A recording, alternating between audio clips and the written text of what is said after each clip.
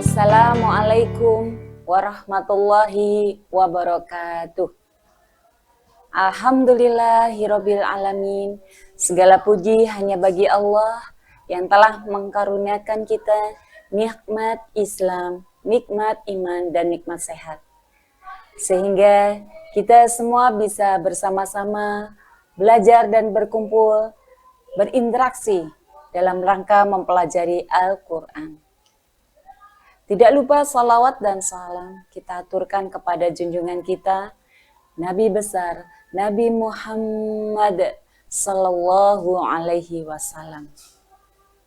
Alhamdulillah, kali ini kita bersama-sama akan mempelajari bagaimana kita mengerti tentang pengantar ilmu tajwid. Pertama-tama adalah bagaimanakah definisi dari ilmu tajwid itu. Tajwid sendiri mempunyai arti yaitu secara bahasa adalah membaguskan. Kalau secara istilah yaitu mengeluarkan setiap huruf dari tempat keluar atau makhrajul hurufnya dan memberikan hak dan mustahaknya. Apa itu hak huruf? Hak huruf adalah hak yang selalu melekat atau menempel dalam setiap huruf.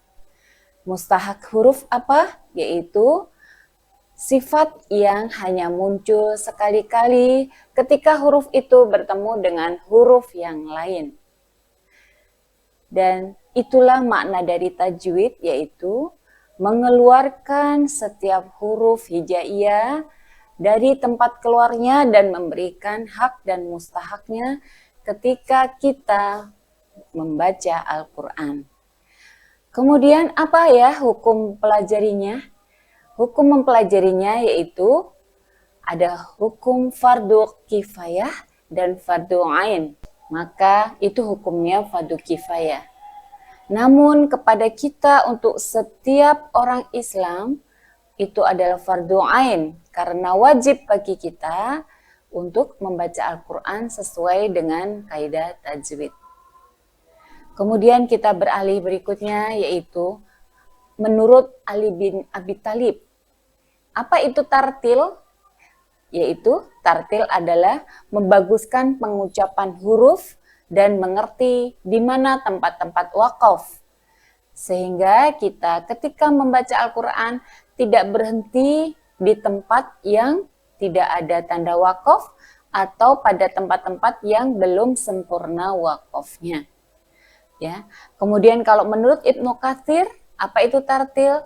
Yaitu membaca dengan perlahan-lahan dan hati-hati sehingga kita bisa memahami atau membantu pemahaman atau tadabbur dari surat yang kita baca. Kemudian tujuannya apa ya? Tujuan dari mempelajari ilmu tajwid tersebut.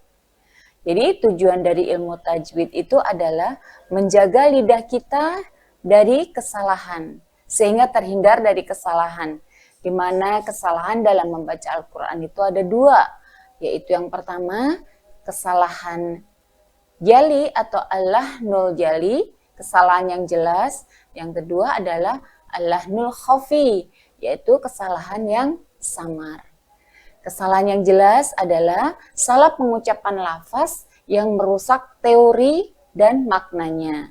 Dan ini biasanya karena berubahnya huruf atau harokat. Yaitu misalnya an'amta dibaca dengan an'amtu. Maka akan berbeda artinya. Kalau an'amta telah engkau beri nikmat. Ketika an'amtu telah aku beri nikmat.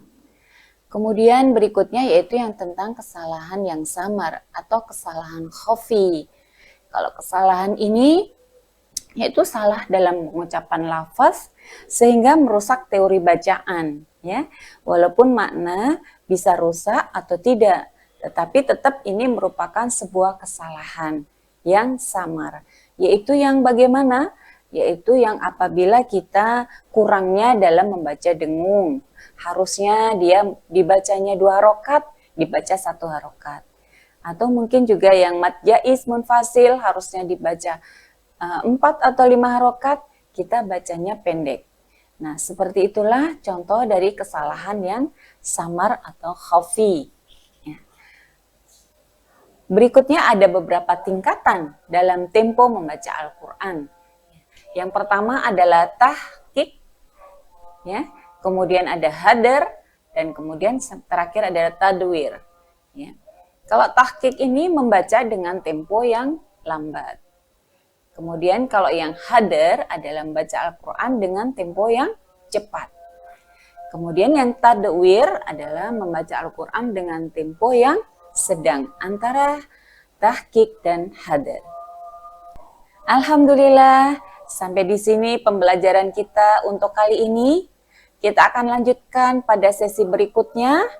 Semoga yang disampaikan memberikan manfaat dan semoga kita terus istiqomah dalam belajar membaca Al-Quran sesuai dengan kaidah tajwid, sehingga kita bisa dengan baik dan benar dalam membaca Al-Quran.